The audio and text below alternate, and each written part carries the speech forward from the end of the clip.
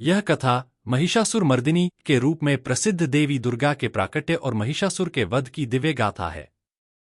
यह विशेष रूप से देवी महात्म्य या चंडी पाठ के पहले अध्याय मध्यम चरित्र से ली गई है, जिसे मार्कंडेय पुराण में वर्णित किया गया है।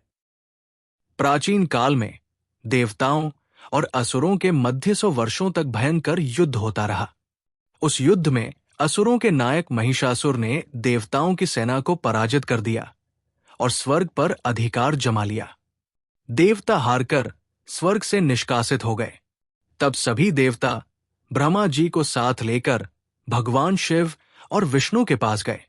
उन्होंने अपनी सारी व्यथा सुनाई कि महिषासुर ने सूर्य, चंद्र, इंद्र, अग्नि, वायु, यम और वरुण सभी देवताओं के अधिकार छीन लिए हैं, स्वर्ग से बाहर कर दिया है और स्वयं अधिपति बन बैठा है। देवताओं की बात सुनकर भगवान विष्णु और शिव को क्रोध आया। उनके नेत्र लाल हो उठे, भौहें तंग गई, उनके मुख से तेज निकला। उसी प्रकार ब्रह्मा, इंद्र और अन्य सभी देवताओं के शरीर से भी तेज प्रकट हुआ। वो तेज मिलकर एक अत्यंत दिव्य तेजपुंज बन गया, जो जाज्वल्यमान पर्वत के समान प्रतीत होता था। जब ये समस्त तेज एकत्र हुआ, तब एक दिव्य स्त्री रूप में परिवर्तित हुआ। यही थी मां दुर्गा। भगवान शिव के तेज से देवी का मुख बना, यमराज के तेज से केश, विष्णु के तेज से भुजाएं, चंद्रमा से वक्षस्थल, इंद्र से जंघाएं, पृथ्वी से नितंब, ब्रह्मा से चरण, सूर्य से उंगलियां। अन्य देवताओं के तेज से देवी के विभिन्न अंग बने। उस तेजोमयी देवी को देखकर सभी देवता हर्ष से भर उठे। अब देवताओं ने अपनी दिव्य वस्तुएं और अस्त्र शस्त्र देवी को भेंट किए। शिव ने त्रिशूल दिया, विष्णु ने चक्र, वरुण ने शंख, अग्नि ने शक्ति, वायु ने धनुष और बाण, इंद्र ने वज्र और ऐरावत का घंटा, यम ने कालदंड, ब्रह्मा ने कमंडल, सूर्य ने किरणों का तेज, हिमालय ने सिंह और रत्न, शेषनाग ने नागमणियों की माला। देवी ने जब सिंहनाद किया, तब तीनों लोकों में कंपन हो गया। पर्वत हिलने लगे, समुद्र कांपने लगे और आकाश प्रतिध्वनि से भर गया।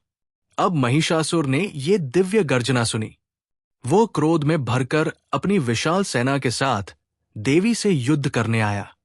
असंख्य असुर, चिक्षुर, चामर, उदग्र, महानु, असिलोमा, वाशकल, विडाल, करोड़ों रथों, घोड़ों और हाथियों के साथ युद्ध भूमि में आ खड़े हुए। उन सब ने शक्तियां, तलवारें, फरसे, गदा, पट्टिश, खड्ग आदि शस्त्रों से देवी पर हमला कर दिया। परंतु देवी ने अपनी सहस्त्रों भुजाओं से उनके सब अस्त्रों को काट डाला। उनके प्रत्येक श्वास से गण प्रकट हो गए, जो दैत्यों से युद्ध करने लगे। देवी के वाहन सिंह ने भी दैत्य सेना में ऐसा प्रकोप मचाया जैसे जंगल में दावानल फैल गया हो।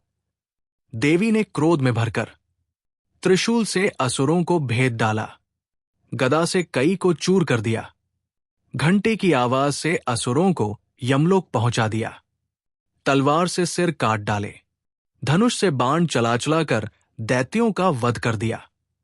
वो युद्ध इस ब्रह्मांड के इतिहास में सबसे भीषण और दिव्य युद्ध था। चारों ओर केवल असुरों के कटे हुए अंग, रक्त और शव बिखरे थे।